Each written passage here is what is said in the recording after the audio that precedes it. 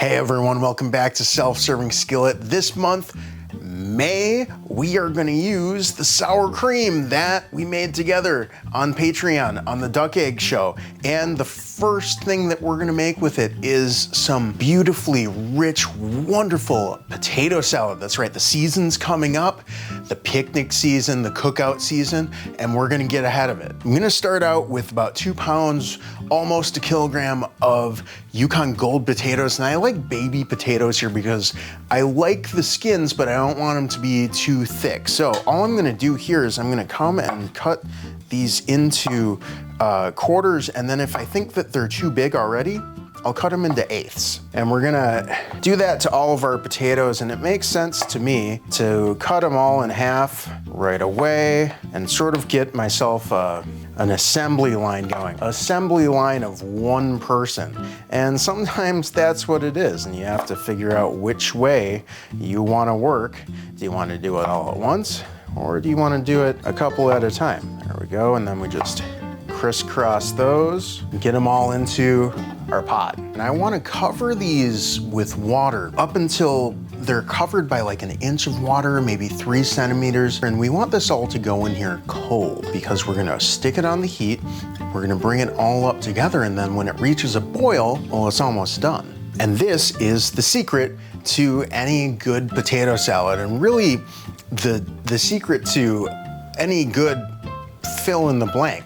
I always say that the 2 most important ingredients in cooking are time and heat, and then you have the method in which both are applied. The third most is salt, and this is a lot of salt. It's like a cup of salt, but this is gonna dissolve in the water.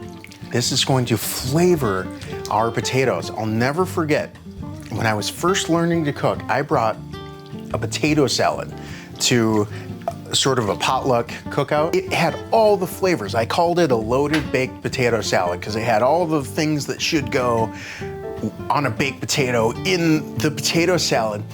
And it just tasted, it was fine. Later on, I remember asking my dad, who's a professional chef, "Dad, here's what I did, what went wrong?" And he said, "You'd be surprised at how far salt and pepper can get you." From that moment on, that is the first flavor that I think of. I think of how salty do I need to make this to get those flavors to come through. Sometimes we don't want a lot of salt. To get the flavors to come through, we need to use some salt. Just make sure to rinse it off afterwards. Run those potatoes under some cool water. When they're done, when they're nicely cooked, you can wash all of the salt off of the surface because now you have a perfectly seasoned inner potato that's been infused with all that salt. And then I want a couple of different types of onions in here. Sometimes I just use green onions because they have the onion bottom, which is nice and oniony, and the onion top, which is oniony and herbaceous. Today I'm using red onion, and I'm also using chives, which serves the same purpose. I just like using red onion in this because I like to cook them a little bit, and the red onion stands up a little bit better to the blanching process than a green onion does. So we're boiling here. We're gonna turn this down, and I'm gonna take my onions, I'm gonna drop in a ladle of this boiling water, just let them chill out, or rather heat up for a couple of minutes. And while those are going, I'm gonna need 2 cloves of garlic. I'm gonna sort of roughly chop these because the whole dish is gonna be sort of roughly chopped. I don't want at any one point to go, "Wow, that was a lot of garlic." But I don't want to at any one point go, "Man, where's the garlic?" And then we've got our chives. I'm gonna go with this entire bundle here, and I'm just gonna check them to make sure that there are no slimy ones in there. And we want these as thin as you can make them. And this is gonna add such a nice, bright, oniony, herbaceous quality. It's been about 3 minutes since those potatoes came to a boil and I turned them down. I'm just gonna check them, and you check them by putting something sharp into them and seeing how far you can get. And that is just a little while longer. Maybe it's just sitting in the hot water for like 2 more minutes. I think that's gonna be perfect. And in the meantime, we can assemble our sauce or our dressing, I guess, for the potato salad, even though I never really thought of it that way before. So to build this dressing for our potato salad, I'm gonna go in with about 3/4 cup of our homemade sour cream. And I'm using the cultured sour cream, the culture that came from the packet, if you watched the Patreon episode, because it has a little bit more of a nuanced flavor, and I'm not adding a lot of seasoning to this. It's mostly fresh ingredients. So 3/4 cup of the sour cream and about 1/4 cup of mayonnaise. Now you can buy this from the store, or we've made it on the show before. I'm gonna put a link in the description below, as well as probably at the end of this video. And to that, I'm gonna add about a big spoon of Dijon mustard, as well as the chives and garlic that I just cut up.